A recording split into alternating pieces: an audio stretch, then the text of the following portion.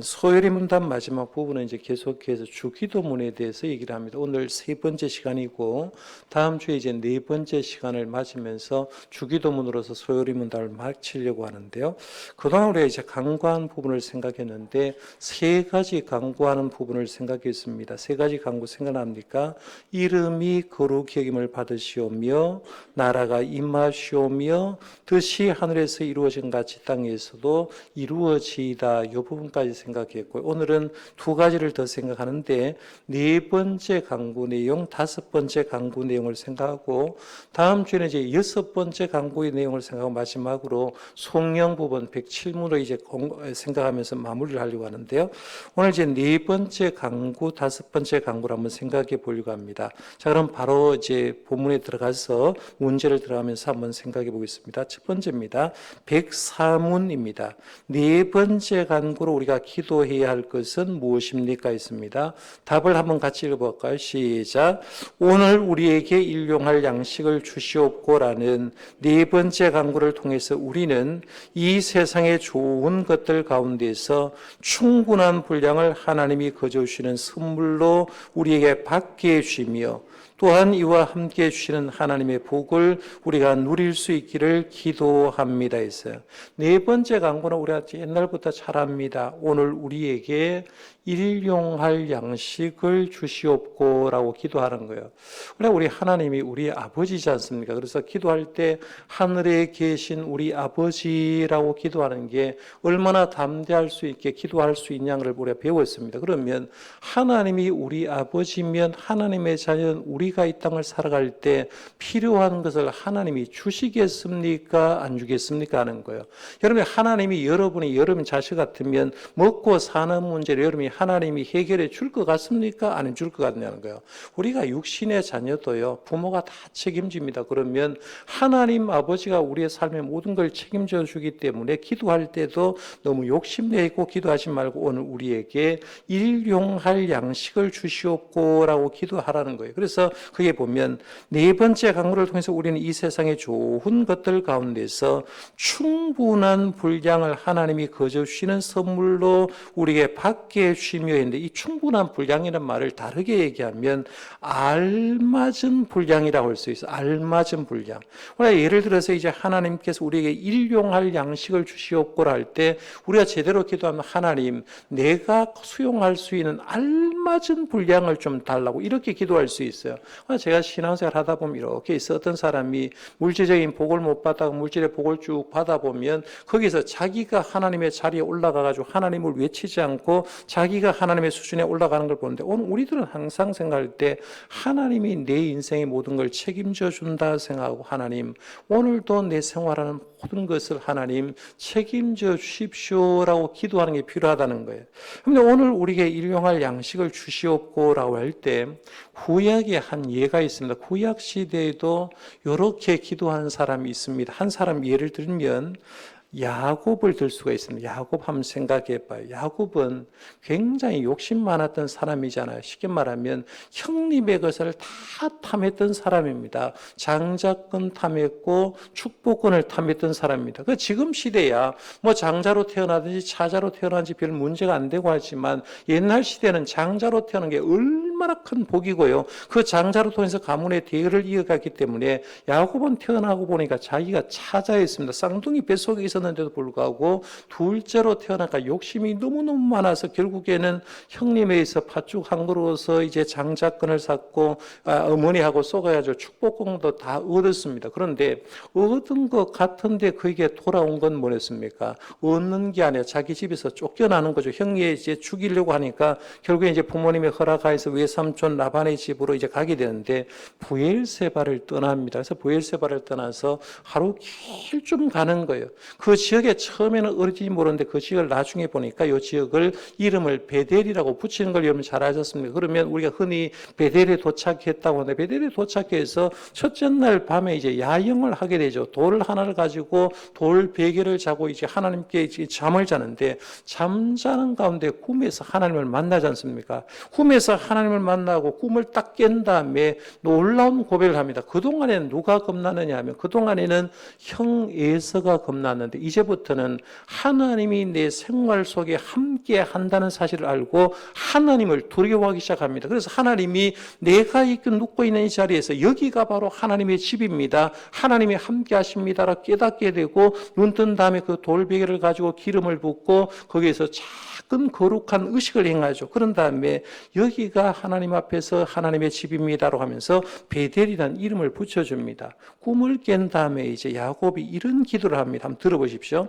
창세기 28장 20절에 보면 하나님이 나와 함께 계셔서 내가 가는 이 길에서 나를 지키시고 먹을 떡과 입을 옷을 주시어 이런 표현했어요. 여기 보면 이제 하나님께 기도를 하는데 기도하는 제목이 뭐냐? 하나님, 내가 왜 삼촌 라반의 집으로 지금 가고 있는데 하나님이 나를 지켜줬으면 좋겠습니다라고 기도한 다음에 먹을 떡을 달라는 거죠. 먹을 떡을 달라는 게 뭐냐 하면 자기가 지금 외삼촌 라반의 집까지 가는데 하나님이 먹을 떡을 안 주면 어떻게 되겠습니까? 굶어 죽는 거예요. 그러니까 먹을 떡과 입을 옷을 주시면 이렇게 말하면서 내가 이렇게 해서 하나님 지켜주게 되면 나중에 여기서 하나님의 전이 될 거고 내가 모든 것에서 10분의 1을 돌아와서 드리겠습니다. 이렇게 서원하는 장면이 나오는데요. 우리 하나님을 잘 믿는 사람 이런 거예요. 하나님, 내 생활의 모든 것을 알맞게 허락해 줬으면 좋겠습니다 하는 기도가 바로 오늘 우리에게 일용할 양식을 주시옵고 하는 거예요. 근데 오늘 우리들은 주로 어떤 기도합니까? 하나님, 우리 집에 한 10억 좀 있는데 조금만 더 주이소 이런 기도 안 합니까? 더 풍성하죠.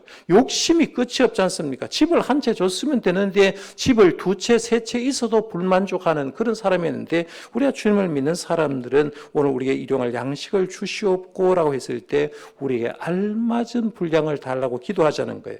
그 다음에 이제 105문으로 한번 가볼게요. 105문입니다. 다섯 번째 간구로 우리가 기도해야 될 것은 무엇입니까? 있습니다. 답을 한번 해보겠습니다. 시작. 우리가 우리에게 죄 지은 자를 사하여 준 것 같이 우리 죄를 사하여 주시옵고라는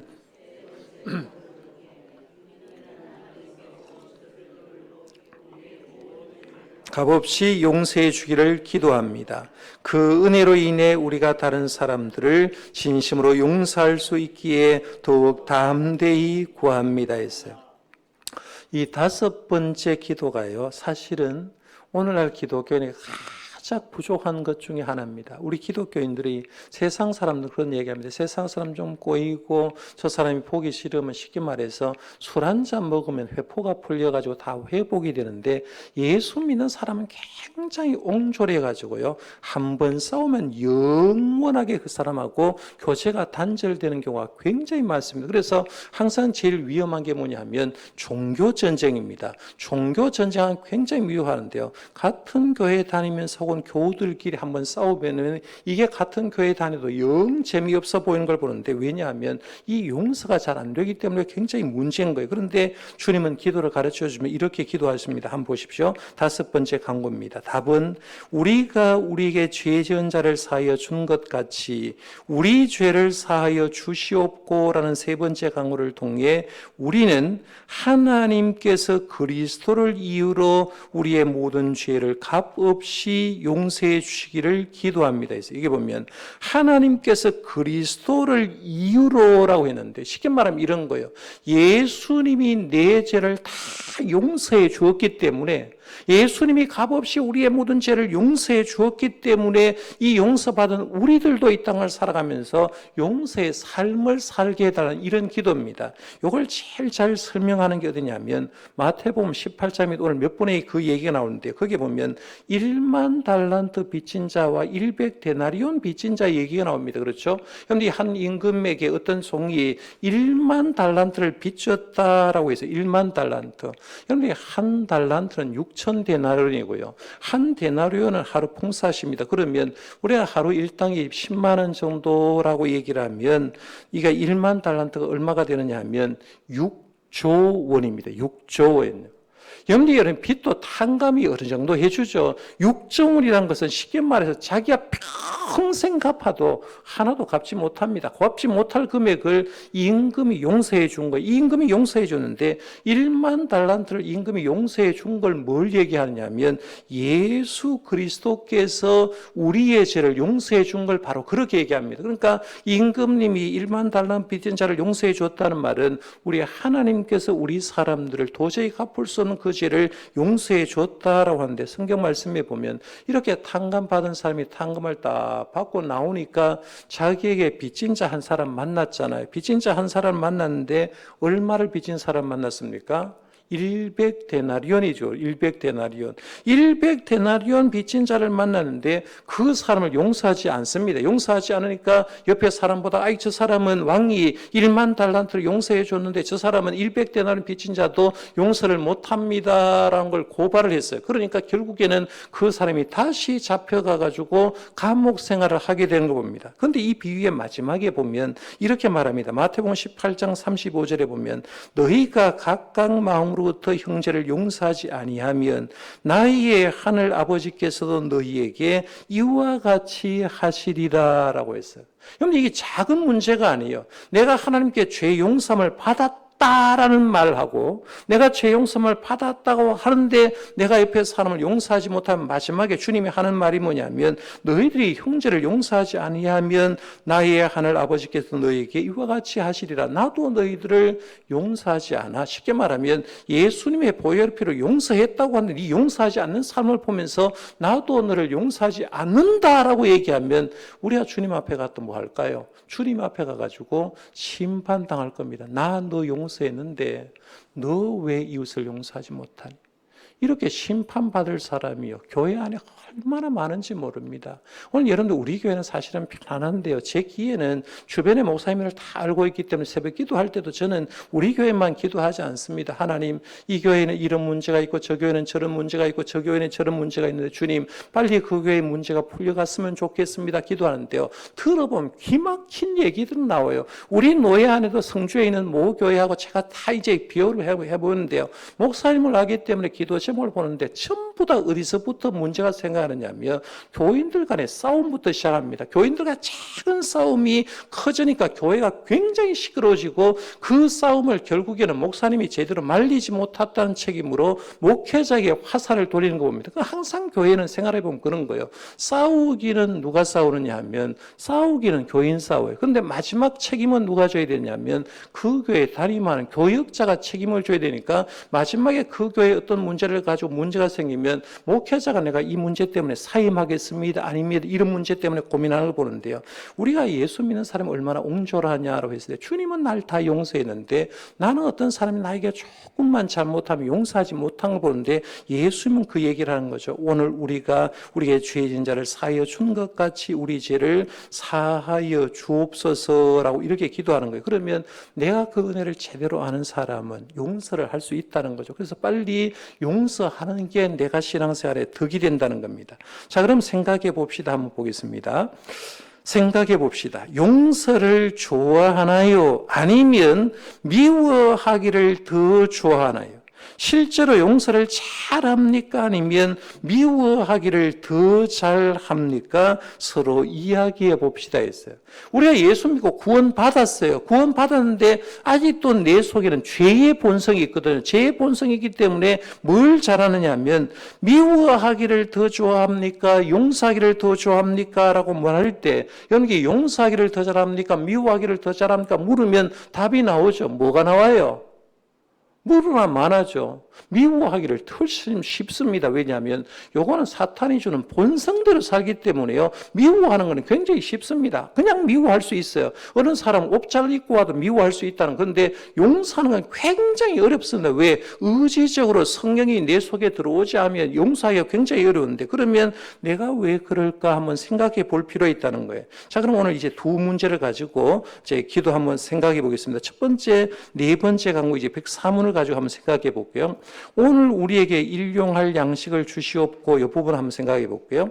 그 밑에 보십시오. 주기도문 후반부는 관심이 우리에게로 돌려지며 했죠. 앞부분의 세 개는 하나님에 대한 얘기였고, 이제 뒷부분 세 개는 우리 인간에 대한 강구를 하면서 우리에게 돌려지며 우리의 것을 구하게 됩니다. 그 첫 번째는 일용할 양식을 주시라는 기도입니다. 우리는 하나님께 좋은 것을 주시기를 기도해야 합니다. 그런데 그것은 넘치도록 받는 것이 아니라 일용할 양식입니다. 하루하루 양식이 있고 살아갈 자원이 있으면 만족할 줄 알고 그것으로 하나님을 찬양할 수 있어야 합니다. 여러분이 집에 비 새는 집 없죠? 그렇죠? 비 새는 집 혹시 있습니까? 장로님한테 수리해 달라 하십시오. 자, 비 안 새고요. 제 생각엔 그래요. 저도 여러분보다 나이를 많이 안 살았는데 제가 살아본 결과는 저는 자취할 때도 비가 샜고요. 경주에 있을 때 사택도 비가 새는 집에 살았거든. 그래서 집에 여름에 비 안 새고 때거리만 있으면 아무 걱정이 없어요. 지금 그렇잖아요. 날씨가 춥는다고 여러분 걱정합니까? 날씨가 추워도 얼어 죽는 사람 없습니다. 사실은요. 다 하나님께서 살게 해주는 거예요. 그러면 내 생활 속에 지금 따뜻한 집에 살고 때거리 없어서 걱정하는데 사실은 우리가 먹을 것이 걱정이 아니라 사실은 너무 살이 쪄가 걱정하잖아요. 아이고 오늘은 좀 적게 먹어야 되겠다. 풍족하게 주는데 이럴 때 과연 어떨 수 있냐는 거예요. 그래서 우리가 하나님 앞에 기도할 때도 진짜 우리의 관심을 제대로 둘 필요가 있다는 거예요. 자, 그러면 밑에 한번 가보겠습니다. 아래의 구절을 읽어보고 이 말씀이 우리의 인생의 기도가 될 수 있기를 합시다 했어요. 잠언 30장은 아굴의 잠언입니다. 그렇죠? 아굴의 잠언입니다. 아굴이 이제 악의 아들 아굴이 기도를 하는데 이렇게 썼습니다. 잠언 30장 8절 9절은 아주 유명한 구절이죠. 곧 헛된 것과 거짓말을 내게서 멀리 하옵시며 나를 가난하게도 마옵시고 부하게도 마시옵고 오직 필요할 양식을 나를 먹이시옵소서. 내가 배불러서 하나님을 모른다 여호와가 누구냐 할까 하며 혹 내가 가난하여 도둑질하고 내 하나님의 이름을 욕되게 할까 두려함이니이다 라고 말하는데 이 기도는 가난하거나 부유하지 않고 일용할 생활에 족하게 해달라고 기도하는 거죠. 왜냐하면 일평생 일용할 생활 속에서 하나님을 인정하고 높이는 기도를 하게 해달라고 하는데요. 배가 부르게 되면 어떤 현상이 벌어지냐면 하나님 모른다는 거죠. 여러분 잘 사는 게 왜 무섭냐면요. 우리 복음이 증거돼도 그래요. 복음이 보통 이제 국민 평균 소득이 3,000불 이상 쭉 올라가 버리면요. 예수 믿는 믿음이 식어져 버린다는 거예요. 우리 한국의 교인들이 어느 순간부터 믿음 생활이 줄어들냐면요. 80년대 후반부터 때거리 걱정 안 할 때부터 하나님 안 찾습니다. 여러분 새벽 기도 잘 안 하잖아요. 이유가 뭐냐면 답답한 일이 하나도 없어요. 집에 때거리 풍족하죠. 아프면 어디 가요? 병원 가잖아요. 병원 가게 되면 어디서 해결해 줘요? 보험회사에서 해결해 줍니다. 그러니까 답답한 게 하나도 없는 거예요. 그래서 아프면 병원 가면 실비에서 해결해 주니까 걱정 없죠. 먹는 거 걱정 없죠. 하나님께 기도할 일이 없는 거예요. 그러니까 부요하다 보니까 자연적 뭐가 떨어지냐면 하나님을 향한 믿음이 떨어지는 거예요. 이런 사람이 의외로 많습니다. 보통 사람도 그런데요. 어떤 사람이 이제 자수성가해가 내가 연수입이 1억 올라갔다 2억 올라갔다 하는 순간에 뭐가 떨어지냐면 자기가 하나님의 위치에 딱 올라가가지고 자기가 뭔가 하나님 양 행동하는데 그렇게 하지 말라는 거예요. 그러니까 아굴의 잠언을 보면 내가 배불러서 하나님을 모른다 여호와가 누구냐 할까 하오며 이렇게 하지 말라는 거예요. 그리고 내가 가난해서 도둑질하고 내 하나님 이름을 욕되게 할까 두려워함이니이다 라고 말하면서 언제나 가난할 때도 부유할 때도 나는 주님을 인정하고 주님을 높이는 사람이 되게 해달라고 기도하는 거예요. 자, 그럼 두 번째 물음 한번 가볼게요. 우리가 하나님께 일용할 양식을 구해야 함을 가르치는 성경 구절을 찾아보고 가난하거나 부유하거나 상관없이 그분께 구해야 하는 이유를 서로 이야기해 봅시다 했는데요. 시편 34편 10절 말씀 한번 같이 읽어볼까요? 시작. 젊은 사자는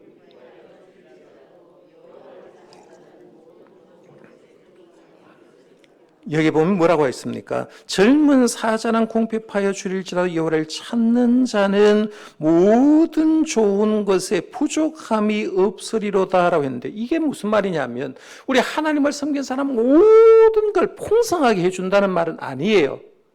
우리가 계속해서 우리 기독교가 잘못된 게 뭐냐면 예수 믿으면 잘 산다는 표현했거든요. 그게 못 살 때는 이해 가능했습니다. 예수 믿으면 잘 살아. 예수 믿으면 잘 사니까 못 사는 사람 이해 못 하는데 저는 그 반대예요. 왜냐하면 우리 아버지요. 예수 잘 믿었어요. 우리 어머니 예수 진짜 잘 믿었어요. 예수를 그렇게 잘 믿었는데 우리 가정 굉장히 지질이 못 살았습니다. 그러면 우리 아버지 어머니가 뭘 잘못했습니까? 아니라는 거예요. 그런데 여기서 얘기하는 거는 뭘 얘기하느냐 하면 우리가 풍족하게 준다는 말은 하나님 우리 생활 속에 필요한 것들을 주신다. 그래서 나에게는 나에게 합당한 것을 주신다고 생각하고 하나님께 고백하라는 거예요. 그러면 우리가 이렇게 생각하는 거죠. 하나님, 내 풍복이 이거라면 하나님 감사합니다.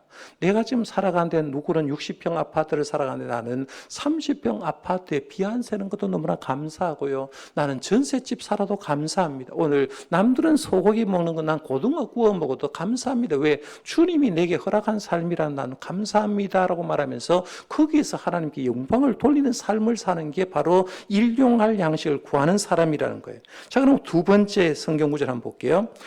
출애굽기 23장 25절입니다. 네 하나님 여호와를 섬기라. 그리하면 여호와가 너희 양식과 물에 복을 내리고 너희 중에 병을 제하리니라고 했습니다. 여기 보면 하나님을 우리가 섬긴다면 하나님은 우리의 인생을 책임져 준다. 그 얘기를 하는 거죠. 여기 보면 내 하나님 여호와를 섬겨라. 그리하면 여호와가 너희의 양식과 물에 복을 내리고 너희 중에서 병을 제한다라고 했는데 우리가 하나님을 믿으면 하나님께 나아가면 하나님께서 나의 모든 것을 인생을 책임져 주는 거예요. 여러분들이 여러분의 인생을 하나님이 책임져 주시는 줄 믿으시길 바랍니다. 먹는 것도 하나님 책임져고요. 건강 문제도 하나님 책임집니다. 자녀들도 하나님 책임져 주는 거예요. 이런 믿음이 필요하다는 거예요. 그러면 우리의 인생의 목적이 뭐냐라고 했을 때 우리의 인생의 목적은 먹고 마시는 것이 아니라 우리의 인생은 하나님의 나라와 하나님 의를 구하게 되면 다른 모든 것은 우리 주님께서 책임져 주신다라는 그런 의식이 필요하죠. 자, 그럼 3번으로 한번 가볼게요. 3번입니다. 우리의 상황과 먹고 입고 쓰는 것에 만족하고 감사할 줄 알아야 함을 가르치는 아래의 말씀을 읽어보고 나도 바울처럼 살아가도록 결단해 봅시다 했어요. 빌립보서 4장 11절에서 13절인데요. 제가 이제 성경 구절을 쭉 해가지고 전부 다 제가 유인물을 만들 때 성경 말씀을 찾아갑니다. 그리고 성경 말씀을 쭉 읽고 제한테도 형광펜으로 안 그린 이제 말씀이 있잖아요. 그러면 꼭 형광펜으로 다 그립니다. 왜냐하면 이 구절 주는 게요. 너무너무 귀한 구절을 줍니다. 이 말씀도 귀하잖아요. 빌립보서 4장 11절 13절에 여기 보면 자족하는 신앙, 지족하는 신앙을 얘기하는데요. 그 부분을 한번 같이 읽어볼까요? 시작. 내가 궁핍함으로 말하는 것이 아니니라. 어떠한 형편인지 나는 자족하기를 배웠노니 나는 비천에 처할 줄도 알고 풍부에 처할 줄도 알아. 모든 일 곧 배부름과 배고픔과 풍부와 궁핍에도 처할 줄 아는 일체의 비결을 배웠노라. 내게 능력 주시는 자 안에서 내가 모든 것을 할 수 있느니라. 아멘. 적극적인 사고방식을 가진 사람들은 뭔 구절을 좋아하느냐 하면 13절 말씀을 더 좋아합니다. 그렇죠? 그래도 그동안 여러분이 암송하고 있는 것은 내게 능력 주시는 자 안에서 내가 모든 것을 할 수 있느니라. 그래서 자기가 적극적인 사고를 가지고 있으면 뭔가 된다. 그래서 어떤 생각을 하느냐에 따라서 내 인생이 바뀐다고 하는데 사실은 그런 의미가 아니에요. 이 말씀의 의미는 뭐냐면 하나님 앞에 자족하는 신앙을 가지면 하나님은 내 모든 것을 할 수 있도록 주님께서 인도한다는 말이거든요. 그러니까 여기에서 굉장히 중요한 단어는 뭐냐면 11절입니다. 나는 자족하기를 배웠노니 이 말이에요. 여러분이 건강이 안 좋은 분도 있잖아요. 가정 형편이 좀 안 좋은 분도 있습니다. 좀 잘 살고 싶잖아요. 그런데 현재 삶에 자족하기를 배우는데 사도 바울이 그렇다는 거예요. 사도 바울도 보면 굉장히 배고플 때도 있고요. 때로는 교인들이 헌금을 해가지고 굉장히 풍요로울 때도 있었다는 겁니다. 그러면 자주 가난할 때도 어려울 때도 하나님께 감사하고 살았고 풍족할 때도 교만하지 않고 살았다라고 얘기하는 거예요. 그러면 하나님께서 주신 결과에 자족하고 말씀대로 사는 사람들은 하나님을 의지하고 살기 때문에 마지막에 보면 주님의 능력 주시는 자 안에서 내가 모든 것을 할 수 있다. 어떤 생활 속에도 하나님이 살아계신다는 걸 믿고 할 수 있다는 거예요. 그러면 오늘 우리들도 마찬가지입니다. 내가 때로 주님 안에서 보유할 때도 있고 가난할 때도 있잖아요. 여러분이 지금 현재 좀 물질적으로 부유한 사람 한번 생각해 봐요. 가난할 때 있었어요, 없었어요? 김옥성 권사님 항상 잘 산 건 아니죠. 어려울 때도 있었잖아요. 그렇죠? 어려울 때도 있었고, 우리 예배당 지을 때 우리 장로님 가정 같은 거는 1억을 대출받아가지고 헌금을 했거든요. 그때 굉장히 어려웠을 거예요. 그런데 그 과정을 지나고 하나님께 영광 돌리니까 하나님이 물질적인 복을 줄 때가 있다는, 그러면 가난할 때도 하나님 인정했고, 부유할 때도 하나님 인정하는 게 우리 하나님의 사람들이 일용할 양식을 구하는 거예요. 그러면 우리 성도의 삶도 다 마찬가지입니다. 현재 어떤 사람이 난 태어날 때부터 부자란 사람은 너무 좋은 사람인데 내가 가난할 때도 있고 부유할 때도 있지만 사실은 그때도 하나님께서 항상 함께 한다고 생각하면 그 생활 속에서도 항상 감사를 고백할 수 있다는 얘기입니다. 자, 그럼 뒤로 한번 넘어가 볼게요. 자, 뒤로 105문입니다. 간구의 기도는 5번째입니다. 우리가 우리에게 죄 지은 자를 사하여 준 것 같이 우리 죄를 사하여 주시옵고 라고 있는데, 거기 보면 우리가 간구해야 될 5번째 간구는 죄 사함에 관한 것입니다. 우리는 날마다 하나님께 우리의 죄를 사해 주실 것을 기도해야 합니다. 하나님은 은혜로 값없이 우리를 용서해 주십니다. 그런데 거기에는 전제가 있습니다. 우리는 우리에게 죄 지은 자들을 먼저 용서해 줘야 합니다. 하나님께 내 죄의 용서를 구하기 전에 먼저 우리의 죄 지은 자들을 용서합시다 했어요. 우리 노예 안에 어떤 교회에서 부활절 찬양 연습을 하다가 찬양대원끼리 주먹 다툼이 일어나는 교회가 있어요. 어떤 이유인지 몰라요. 이제 정신이 막 빠져 저를 보내요. 주먹 다툼 했다 하니까 눈이 번쩍 뜨시네. 1년여간 교회가 싸우기 시작합니다. 아직도 해결이 안 됐어요. 하나의 싸움이 해결이 안 돼.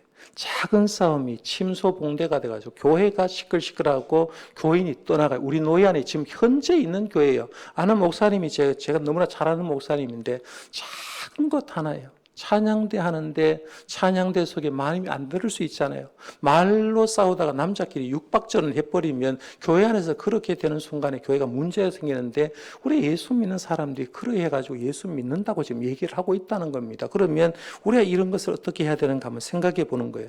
자, 그러면 1번부터 시작해서 쭉 세 구절이 있는데요. 여기에 보면 우리가 용서해 주는 건 내 행위로 용서해 주는 게 아니라 하나님의 은혜가 임할 때 용서가 가능하다, 그 얘기를 하는 겁니다. 시편 51편 1절에 보면 하나님이여 주의 인자를 따라 내게 은혜를 베푸시며 주의 많은 긍휼을 따라 내 죄악을 지워주소서라고 하는데요. 내가 용서를 받는 것은 누구의 은혜 때문에 그래요? 하나님의 인자심 때문에 그래요. 하나님의 긍휼하심 때문에 그래요.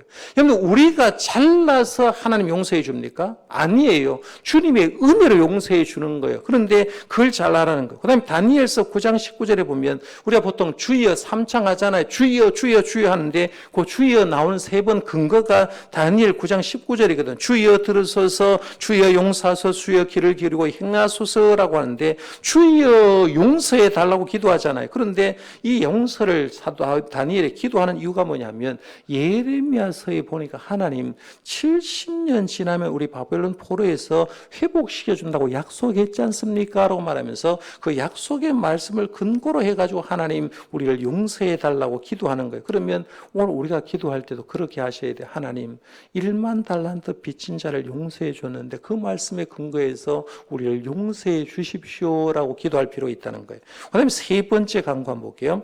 요한일서 1장 7절 하반절에 보면 그 아들 예수의 피가 우리의 모든 죄에서 깨끗하게 하실 것이요 라고 했는데, 예수의 피가 우리의 모든 죄를 깨끗하게 한다. 그래서 하나님의 용서는 우리 안에 어떤 걸 의지하는 게 아니라 예수님의 보혈로 용서해 주는 거죠. 그러니까 하나님이 우리를 용서할 때는 전부 다 하나님의 은혜로 말씀에 근거해서 예수님의 보혈로 우리의 죄를 용서한다는 거예요. 그러면 이 용서함을 받는 우리들은 어떻게 살아야 하는 거예요? 두 번째 물음입니다. 다음 구절을 통해서 남을 용서하는 것이 어떠해야 하는지 알아봅시다 했어요. 마태복음 6장 14절 15절에 보면, 오늘 주기도문 뒤에 나오는 얘기잖아요. 성경을 폈으니까 한번 읽어볼게요. 성경 폈으니까요. 마태복음 6장 14절 15절 성경을 보고 한번 같이 읽어볼까요? 시작. 사람의 잘못을 용서하면 너희 하늘 아버지께서도 너희의 잘못을 용서하려니와 너희가 사람의 잘못을 용서하지 아니하면 너희 아버지께서도 너희 잘못을 용서하지 아니하시리라 해서 이게 보면 남을 용서하는 것은 하나님이 우리를 용서하듯이 아무런 조건과 대가 없이 그저 용서해 줘야 되는 거예요. 왜? 하나님 날 용서해 줬는데 나도 용서해 줘야 된다. 그다음에 마태복음 18장 21절 22절에 보면 이미 아까 말씀드렸죠. 1만 달란트 빚진 자와 100데나리 빚진 자를 얘기하는데 그 질문에 베드로가 이제 용서에 대해서 질문하면서 이런 말하죠. 그때 베드로가 나와 이르되 주여 형제가 내게 죄를 범하면 몇 번이나 용서해 주리까? 7번까지 하오리까? 예수께서 이르시되 내게 이르노니 7번뿐 아니라 7번을 70번까지 할지니라. 몇 번이요? 490번이잖아요. 그렇죠? 그런데 이 490번 한마디로 말하면 무한대로 용서해 주라. 무한대로. 그런데 잘 안 되죠. 그렇죠?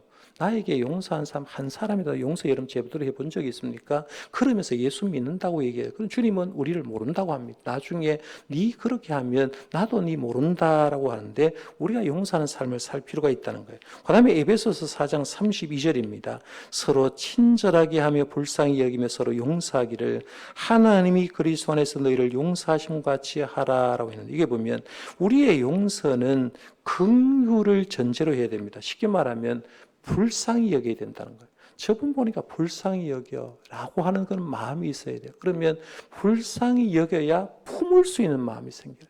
여러분 자녀가 내 아들, 딸들이 항상 내 말 듣는 게 아니잖아요.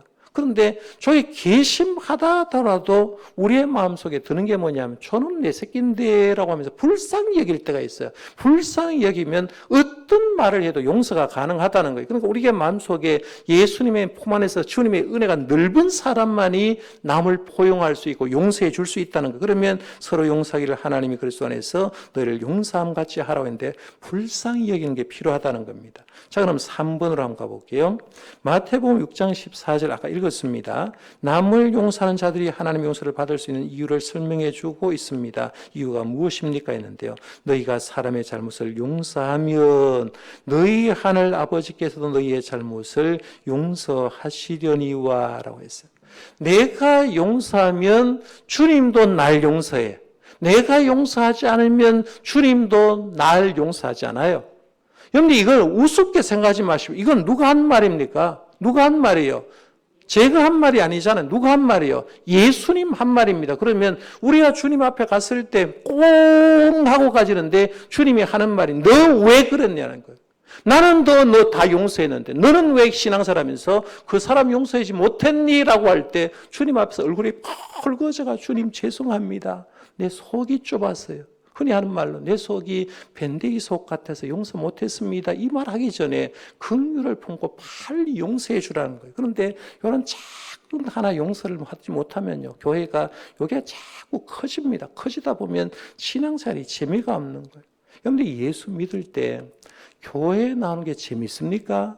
신앙생활하는 게 재밌습니까? 이 은혜를 받고요. 주님 앞에 나오는 게 진짜 교회의 삶, 하나님의 나라를 경험해야 되거든. 그런데 내 마음이 힘들면 다 힘든 거예요. 그러니까 빨리 용서해야 된다는 거예요. 자, 그럼 정리해 봅시다. 한번 가볼게요. 답을 한번 따라보겠습니다.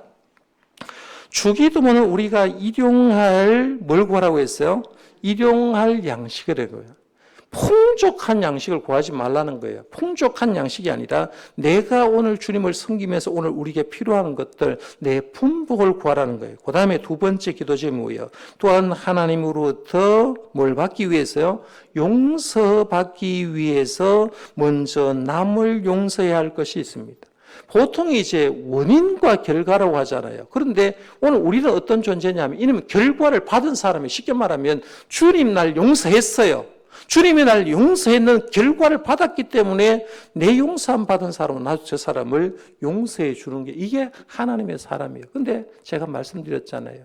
예수 믿는 사람의 제일 안 되는 부분이 이 부분이에요. 그러니까 교회 안에서는 조금만 토라져 버리면요. 상극이 돼 버립니다. 상극이 돼. 믿음 생활에 재미가 없어집니다. 그러면 빨리 용서하는 길이에요. 그래서 어떤 사람이 승리하느냐 하면 용서를 해주는 사람이 훨씬 더 편안하게 신앙생활을 할 수 있다는 겁니다.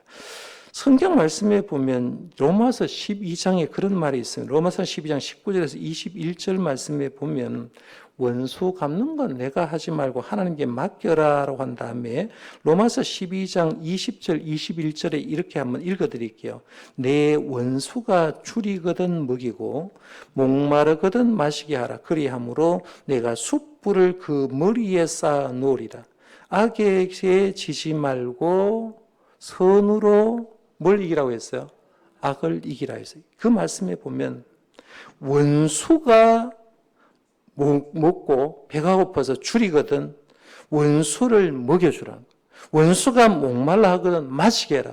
말도 안 되는 소리 하지 말라는 거예요. 저 사람은 나에게 힘들게 했는데 어떻게 저 사람이 배고프다고 내가 음식 주고 저 사람이 목말라는데 물을 주겠냐. 그런데 주라는 거예요. 주면 어떤 현상이 벌어지냐면 저놈이 사람이라면 그 사람 머리에 뭘 얹었다고 했어요? 숯불을 옮겼다는 거예요. 숯불을 올린다면 쉽게 말하면 뭐예요? 머리에 숯불을 올리면 뜨거워요, 안 뜨거워요? 뜨거워요. 쉽게 말하면 이런 거예요. 내가 용서받을 수 없는데 저 사람이 날 용서해 주면 내가 악할지라도 얼굴이 부끄러워진다. 부끄러워서 견딜 수 없다는 거예요. 그러니까 사람이라면 큰 폭을 가지고 용서해 버리면 그 사람이 용서해 준 사람 앞에 부끄러워서 견딜 수 없다. 그러면서 마지막으로 하는 말이 뭐냐면 악에게 지지 말고 선으로 악을 이겨라는 거죠. 그러니까 내 선으로 악한 생각들에서 모두 벗어나라 이기라고 했어요. 자, 그럼 실천해 봅시다. 한번 가볼게요. 지금 가진 것에 만족합니까? 여러분 만족하십니까? 불만인 사람 혹시 있습니까? 부족한 사람이요. 아이 우리 집이 좀 부족해. 사택하고 바꿔줄게요. 살 수 있는 기회를 드릴게요. 만족합니까? 하면 하나님 만족하죠. 비 안 새고요. 안 춥고요. 배고프고 냉장고 최원영 집사님 냉장고 먹을 거 있죠? 걱정 없다는 거예요. 하나님 일할 수 있는 게 감사하잖아요. 이거 예배당 지을 수 있는 것도 감사하고. 혹시 가진 것이 많다면 뭘 해야 돼요? 남을 위해 어떻게 나눌 수 있을지를 생각해 보고 실천해 봅시다. 그럼 우리 교회가 제가 지난번에도 설교할 때 그랬잖아요. 재직 헌신 예배할 때 우리 교회를 얘기를 지금 똑같이 어느 교회에서 경주의 모 교회에서 우리 교회 얘기를 한다라고 하는데요. 우리 교회 한번 생각해 봐요. 물질이 풍성한 게 풍성해서가 아니라 조금이라도 남으니까 주님 기뻐하는 일을 하고 싶어가지고 미쳐버리잖아요. 이게 정상적인 마음이에요. 그러니까 하나님 기뻐하는 일을 하는 거예요. 그러면 어떻게 나올지 생각해보고 실천합시다. 혹시 가진 것이 적다면 하나님께 일용할 양식을 달라고 기도하는 한 주가 됩시다. 그러니까 성도들에게 가끔씩 이런 분이 있어요. 목사님, 내 로또 복권만 당첨되면요. 이렇게 꼭 나오는 사람이 있어요. 그러면 하나님 앞에 11조 드리고요. 목사님 차도 멋지게 한 개 빼드리고요. 그 말 이루어질까요? 안 이루어질까요? 절대로 안 이루어집니다. 그래서 저는 웃습니다. 말도 안 되는 소리 하지 말고 로또 복권 사는 값에 다른 거나 하라고 이렇게 생각하는데 우리가 가진 것이 적으면 항상 하나님 내 생활 속에서 가진 것에 만족할 수 있도록 주님 허락해달라고 이런 기도가 필요하다는 거예요. 자, 그럼 두 번째입니다. 마음으로 미워하는 사람이 있다면 용기를 내서 먼저 찾아가서 용서를 구하고 미워한 마음을 씻어냅시다 했어요. 여러분 스스로가 알 겁니다. 내가 마음속에 누구를 미워하는 마음이 있다고 하면 빨리 내가 씻어내야 됩니다. 때도 묻으면 찝찝하잖아요. 근데 문제는 이때가 오래되면 잘 몰라요. 티베트나 이런 데 사는 사람들은요, 때가 오래 있으면 때가 뭔지도 잘 모르고 살아갑니다. 새까맣게 살아가는 거예요. 물이 없으니까. 그런데 오늘 우리들도 안 씻어내다 보면 묻어가지고 계속 있어 묻으면 이렇게 보면 저 사람이 교회는 나오는데 교회에 나온 사람이 아니야. 하나님의 사람이 아니라 마치 마귀같이 생긴 사람이 있을 수 있다는 겁니다. 그러면 빨리 찾아가서 용서를 구하고 미워하는 마음을 씻어내자라고 했습니다. 그래서 이 기도를 우리가 잘하는 기도지만 오늘 말씀을 보면서 두 가지 생각했죠. 하나님 오늘 우리에게 일용할 양식을 달라고 기도했고 우리가 우리의 죄 지은 자를 사해 준 같이 우리의 죄를 사하여 주시옵고라고 했는데 저는 바라기는 우리 정동교의 모든 지체가 오늘의 생활에 여러분이 하나님 주신 분복에 감사하며 살기를 바랍니다. 그래서 감사하게 살다 보면 하나님 축복해 줄 건 더 축복해 주고, 그 다음에는 우리 교회 안에서는 어지간하면 남에게 상처를 주지 말고 내가 잘못했더라도 용서를 주어서 진짜 교회 생활 속에서 하나님의 나를 경험하고 살아가는 저와 여러분들 되시기를 바랍니다.